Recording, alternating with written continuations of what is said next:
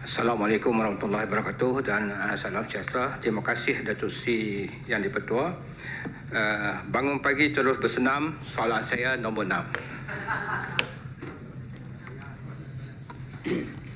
Terima kasih Yang Berhormat Datuk Seri Speaker, dan terima kasih juga kepada Yang Berhormat Sungai Bakap.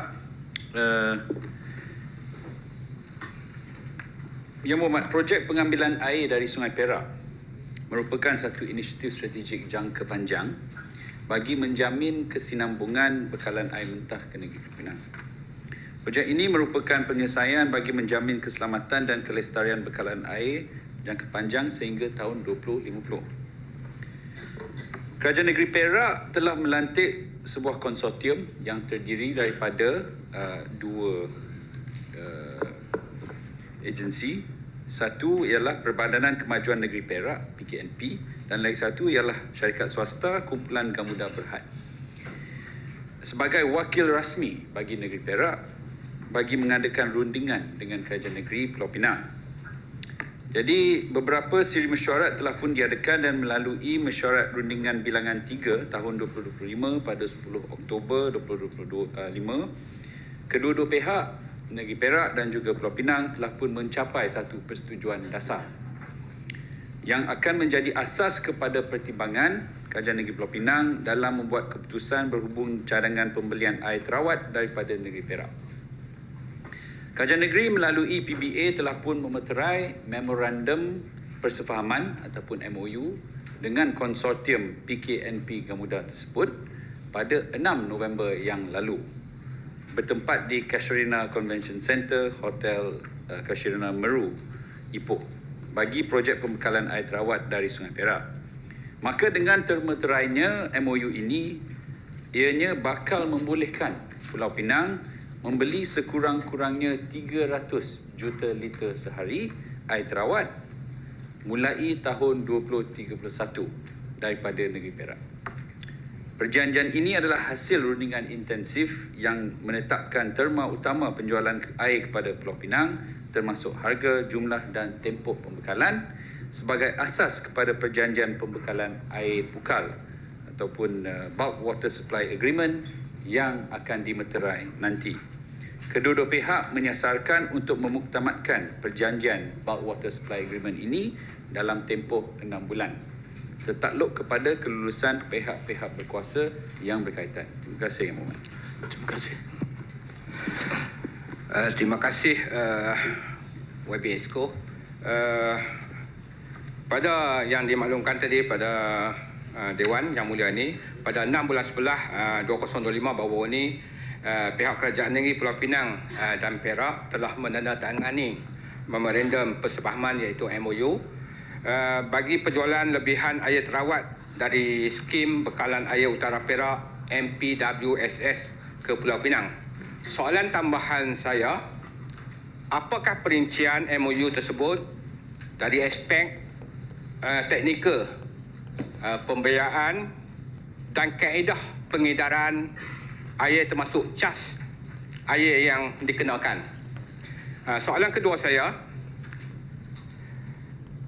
sejauh mana MOU ini menjamin bekalan air Pulau Pinang di masa depan? Kerana apa yang saya faham, Pulau Pinang akan dapat lebihan dari projek tersebut. Jadi saya minta YB Exco tolong perjelaskan apa yang dibangkitkan. Terima kasih. Terima kasih Yang Berhormat atas soalan-soalan berkenaan dengan projek air dari Negeri Perak ini. Okey, soalan pertama mengenai perincian teknikal berdasarkan kepada MOU yang telah pun ditandatangani. Apa yang dipanggil sebagai variable charge adalah RM70 per meter cube. Ini adalah berdasarkan kepada berapa banyak air yang kita beli. Dan keduanya adalah fixed annual capacity charge bernilai 210 juta setahun. Ini adalah untuk pembinaan loji rawatan air 500 MLD. Dan ada juga itulah yang menjadi kos-kos yang utama yang telah pun dipersetujui Selain daripada itu, tempoh 40 tahun ya, konsesi antara negeri Perak dengan konsortium ini, dengan pada tahun selepas 20 tahun tu, pada tahun ke-21 boleh dirunding semula harga-harga yang ditetapkan. Jadi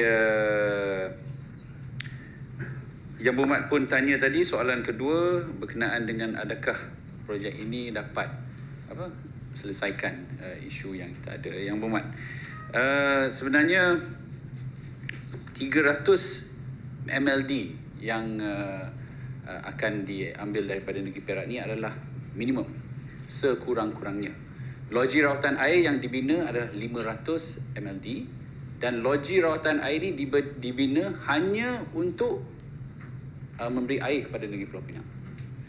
Untuk kegunaan Perak akan dibina loji rawatan air yang lain, yang asing, yang akan diambil daripada Sungai Perak, bukan 500 MLD tapi 1,500 MLD dari negeri Perak. Itu adalah the Perak Water Transfer, yang di mana sebuah rumah pam akan dibina downstream daripada empangan Cenderuh, yang akan mengepam air ke dalam terowong yang akan menembus bukit dan keluar dekat Bukit Merah, dan kemudian di Bukit Merah akan dibina loji rawatan air 500 MLD ataupun di mana-mana lokasi yang berdekatan, itu terpulang pada negeri Perak, untuk membuat rawatan air bagi negeri Pulau Pinang. Dan jadi loji yang akan dibina adalah khusus untuk kegunaan negeri Pulau Pinang. Jadi daripada 1,500 MLD yang akan diambil daripada Sungai Perak, paling banyak Pulau Pinang boleh ambil pun berdasarkan pada perjanjian ni adalah 500 MLD lah. Sebab loji rawatan yang dibina pun maksimum hanya 500 MLD. Tapi sekurang-kurangnya 300 lah yang kita akan dapat. Bila dikatakan air berlebihan ni, kalau kita menggunakan logik, 1,500 MLD adalah satu jumlah yang sangat besar. Ya, kalau Pulau Pinang kita ambil maksimum pun 500 MLD, hanya 1/3 daripada jumlah besar tersebut. Saya rasa tidak mempunyai masalah, dan walau bagaimanapun dalam perjanjian ni kita ada the minimum guaranteed amount, iaitu 300 MLD. Jadi busuk-busuk pun negeri Pulau Pinang terjamin mendapat 300 MLD daripada bukan air busuk ya, air itu berkualiti tinggi daripada negeri Perak ya. Terima kasih Datuk Seri Speaker. Soalan tambahan. Terima kasih Datuk Seri Speaker.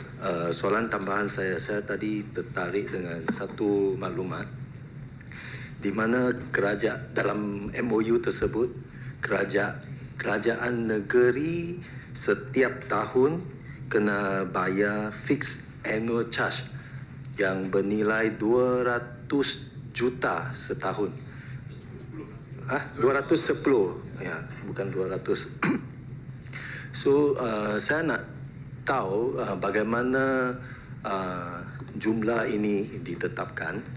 Adakah kerajaan negeri bersetuju dengan charge yang 210 juta ini kena bayar 20 tahun jika tak salah saya, 40 tahun. So buat ini satu angka yang sangat besar, dan apa yang saya difahamkan, jika saya salah mungkin boleh diperbetulkan, iaitu apabila projek ini kita nak jalan, kerajaan negeri hanya beli air daripada negeri Perak, air terawat. Pada asalnya kita memang nak air yang mentah, tapi tak dapat. Kerajaan negeri Perak hanya nak bagi air terawat sahaja. So apa yang kita difaham dalam sidang DUN yang lepas sebelum ini, kerajaan negeri kita hanya beli air terawat, kos bayarlah jika dia nak charge RM1.70 meter cube yang seperti yang disebut oleh Tanjung Bunga tadi. So bukankah kita hanya beli dengan kadar yang telah ditetapkan? Dan yang 210 juta itu memang dari macam mana kita perlu menanggung kos yang begitu tinggi itu? Saya minta penjelasan. Terima Terima kasih. kasih Muhammad Macam Bubuk. Soalan yang baik dan akan saya cuba untuk memberi penjelasan. Betul. Kurang sikit lah Siam, kurang sikit. Okey, dia sebenarnya seperti yang saya sebut tadi, loji rawatan air, dan bukan hanya loji rawatan air, dia termasuk infrastruktur lain yang terkait dengan projek tersebut dibina hanya untuk negeri Pulau Pinang. Dia lain sekiranya dia memang sudah ada loji rawatan air yang besar, kita nak ambil sikit, kita nak cuma sambung pipe, kita bayar, okey, mungkin kos penyambungan pipe dan juga air yang kita ambil lah.